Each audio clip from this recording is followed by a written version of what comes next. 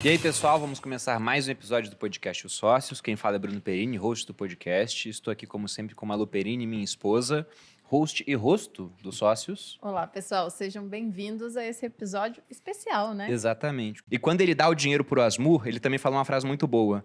Bem, os loucos precisam mesmo aprender.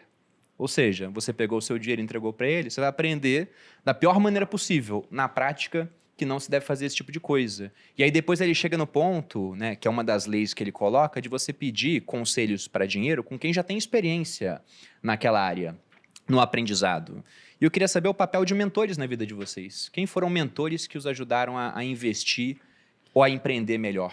O momento fofo do podcast.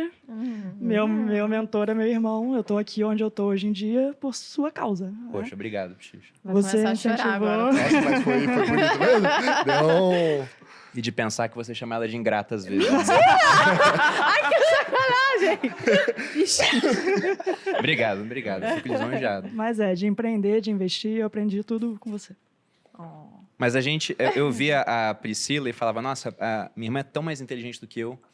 E aí, quando eu passei a ter mais dinheiro, eu falei, cara, eu consigo fazer alguma coisa para fazer a Priscila ganhar mais dinheiro e, ao mesmo tempo, para me beneficiar disso, que foi a questão do leilão de imóveis. E a ideia, dando a César o que é de César, foi da Malu. A Malu que falou, Obrigada. Amor, vamos trazer a sua irmã para cá. Ela estava em Palmas na época. Traz ela para São Paulo. A gente combina de dar um salário inicial para ela fazer isso enquanto não arremata os imóveis. E aí depois ela vai deslanchar sozinha. E quando eu trouxe a Priscila para cá, eu falei, a gente vai arrematar imóveis juntos. Quando a gente arremata imóvel vende, a gente vai repartir esse dinheiro. Mas já se prepara porque provavelmente o pessoal vai querer aprender sobre isso. Você vai ter um braço de educação na sua empresa. Ela falou, mas eu não sei fazer isso. Nunca fiz, daí eu falei, você vai ver que o pessoal vai pedir, você é inteligente, você é didática, isso vai acontecer, e aconteceu. Tá indo para qual turma agora do Venda de Leilão? Estou na 12ª turma. 12ª turma. Bastante. E é o curso mais barato que existe, porque se a pessoa arremata um imóvel, ela ganhou 30 vezes o que investiu no curso. Aqui em São Paulo, principalmente, mas que bom, fico lisonjeado de ser seu mentor. Eu acho que o legal da internet é que você acaba trazendo mentores para sua vida que você não necessariamente conhece ou que você sabe como são no dia a dia, porque você começa a consumir conteúdo de pessoas que têm tanta coisa para ensinar, que são tão transformadores, mas muitas vezes você não vê como a galera está aqui agora, vendo vocês, mas comigo, lá em 2017, né? no caso, A gente. eu comecei a consumir principalmente o Perini e o Thiago, e eu acho que hoje não só tenho o privilégio de dizer que eu conheço pessoas pessoalmente, como também são sócios, do meu negócio. Então, desde então, acho que tudo que a gente pôde viver a partir disso foi por conta dos ensinamentos, não só da internet, mas em poucas conversas tomando café, alguns insights em relação ao negócio que mudaram completamente o jogo. Então, também acho que, como a Pri aí, compartilhamos um mentor aí na nossa vida. Os três, né? Faz homenagem também. Não, eu também, né? Eu também. Eu não posso dizer, eu tenho que dizer o mesmo, na real, porque eu não sou uma empreendedora nata. Eu estava falando isso ontem, a gente teve um evento aqui também no Grupo Primo, e eu, de fato, aprendi a ser assim há pouco tempo. E hoje parece tão fácil, né? Eu tenho 3 empresas, parece que tudo é muito natural, eu vendo de forma muito descomplicada, na minha opinião, mas isso só veio porque o Bruno veio trazendo a mentalidade, né? Eu sempre fui uma poupadora, mas de forma nenhuma era uma empreendedora. Isso aconteceu depois que a gente começou a conversar sobre o assunto e eu comecei a entender que esse caminho era um caminho que traria bons frutos para mim. Também você, Boldinho. Olha aí. Acho que, cara, a primeira pessoa que eu vi que lidava bem com dinheiro na vida foi a minha avó por parte de mãe. Meu avô, ele foi pedreiro a vida inteira e minha avó, quando ele estava velho, ela falou para ele que ele já podia se aposentar, porque ela fez ele construir um monte de barracões, assim, e daí eles já viviam da renda daquilo, assim. Foi a primeira pessoa que eu vi que era a única pessoa que lidava, ela sempre tinha dinheiro quando era moleque, assim, e ela nunca trabalhou, né? Meu avô que trabalhava, só que ela que controlava o dinheiro e ela que fez ele construir algum patrimônio, mesmo sempre ganhando muito pouco. E acho que começou daí, a primeira pessoa que eu vi, assim. E, no geral, quando você é executivo de empresas, né? Quando você começa mais novinho, tudo que você pergunta, as pessoas te respondem de forma genuína. Até uns 25. Depois disso, ninguém mais quer te ajudar.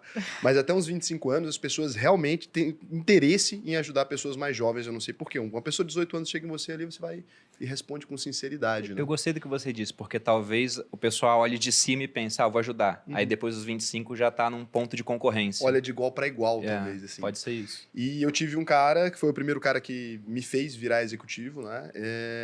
E durante a vida toda, assim, ele me explicou como é que funcionava aquilo. Inclusive, foi uma pessoa que anos mais tarde eu substituí ele. E ele foi o cara mais honrado que eu já vi na minha vida, porque no dia que foi para substituir ele mesmo ali, ele trabalhava na empresa, ele também era um executivo.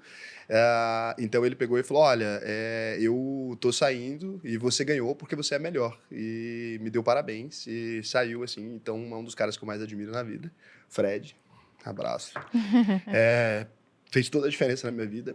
E infelizmente já é um cara que não tá mais aqui, mas foi um cara que fez muita diferença. Foi muito Poxa, foda. que bacana. Se eu for pensar nesse processo assim de mentores, o que me vem na cabeça é uma frase do Sêneca, que ele fala que o processo é mútuo porque os homens aprendem enquanto ensinam.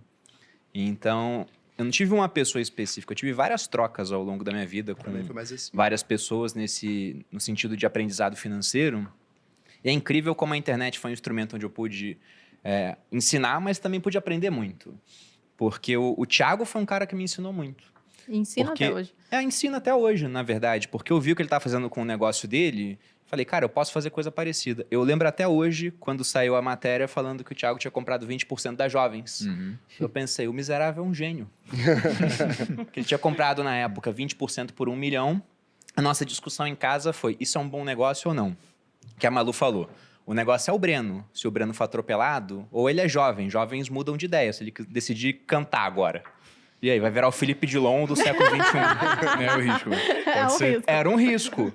Daí eu falei, tudo bem, é um risco, mas eu não acho que isso vai acontecer. E o Breno é um cara que... Você não tinha curso na época, mas tinha Só muito de ciência, potencial. só de ciência. Era só o canal, mas o canal era fantástico, já o conteúdo que você produzia. Daí eu falei, não, amor, esse investimento que o Thiago fez, eu mandei mensagem na hora e falei, cara, parabéns, você fez um baita de um negócio. E aquilo também mostrou um outro ponto. Só pra me defender aqui, eu não estava sendo escrota, é porque eu sou o pé no chão, eu sempre Não, ela avalio. viu o risco, de fato, existia. Né? E felizmente não veio a se materializar.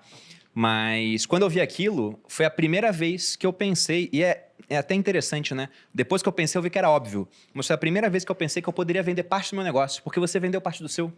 Eu falei, caramba, isso aqui não precisa ser uma vaca leiteira. Eu posso simplesmente pegar e vender uma parte para alguém. E aí eu comecei a pensar em equity. Eu não pensava nisso antes. Isso veio por conta dessa provocação. O Thiago não sabia que estava me provocando, né? Mas aquilo me mostrou, caramba, eu tenho como fazer a mesma coisa. Foi um ponto interessante. E tem um cara que eu sei que foi um mentor para o Thiago. E ele acabou indiretamente mudando o rumo que a gente tinha aqui no Grupo Primo. Isso mostra a importância de algumas poucas conversas. Porque quem lê o livro pode pensar, nossa, mas o Algamish falou 3 frases com Arcade. Como é que isso pode mudar a trajetória de como ele conduzia as finanças? Mas o Guilherme Benchimol, eu falei com ele 2 vezes na minha vida. E muito rapidamente. Só que ele tinha um contato muito mais próximo com o Thiago. O Grupo Primo, ele surgiu, né, do Primo Rico, que estava dentro da XP. E aí, uma vez o Thiago ele me contou que ele fez um lançamento muito grande. Muito, muito grande para a época, números impressionantes. E se eu tivesse feito aquele lançamento, com quem que eu ia falar? Na época não tinha alguém de finanças, sabe, que tinha um resultado muito maior do que eu para me consultar. Mas o Thiago tinha o Benchimol. Ele foi lá falar com ele, o Benchimol deu um parabéns e falou, tá, e como é que você faz para multiplicar esse resultado por 10? E aí ele viu, caramba, eu não consigo fazer isso sozinho, eu preciso de mais gente aqui comigo. Não pode ser o Primo Rico, tem que ser o Grupo Primo. Quando ele falou aquilo, eu fiquei pensando, multiplicar por 10. Eu cheguei numa reunião de liderança do grupo e na época a gente estava próximo de faturar 100 milhões. E eu perguntei para o pessoal, só fiz uma pergunta, como é que a gente faz para multiplicar esse faturamento por 10? E as primeiras respostas foram, tem que vender 5 milhões de assinaturas da Finclass. Só que não dá, a gente agora tem 5 milhões de investidores. Então, quando você coloca um número tão grande assim, não é mais só fazer o que você faz e melhorar aquele processo, é fazer alguma outra coisa. Então, isso te obriga a pensar de uma maneira diferente. E aí o Tavares, que na época tocava a Finclass, hoje ele toca o nosso RH, é nosso sócio aqui no Grupo Primo, ele falou, olha, quem fatura bilhão, né, para chegar nisso, dos 10 vezes que você quer, é banco ou gestora. Eu bati na mesa e falei, então vamos virar um banco. Aí logo depois a gente pensou, mas é competir com o Nubank. Deixa quieto. Bolso muito fundo, não se importa em dar prejuízo agora para colher, talvez lá na frente. E eu não consigo operar um negócio dando prejuízo. Não entra na minha cabeça. Falei, não dá para competir nessa área, mas gestora a gente pode criar. E aí surgiu a Grão, por exemplo, que é o que a gente enxerga como uma parte do futuro do Grupo Primo. E esse tipo de provocação, constantemente, eu continuo a me fazer as pessoas que estão aqui à volta. Como é que a gente faz para pegar o resultado e multiplicar por 10? Sempre pensando em outros negócios. Foi uma frase, o Benchimol nem me disse diretamente, ele falou para o Thiago que me disse depois. Isso já ajudou a mudar o nosso negócio.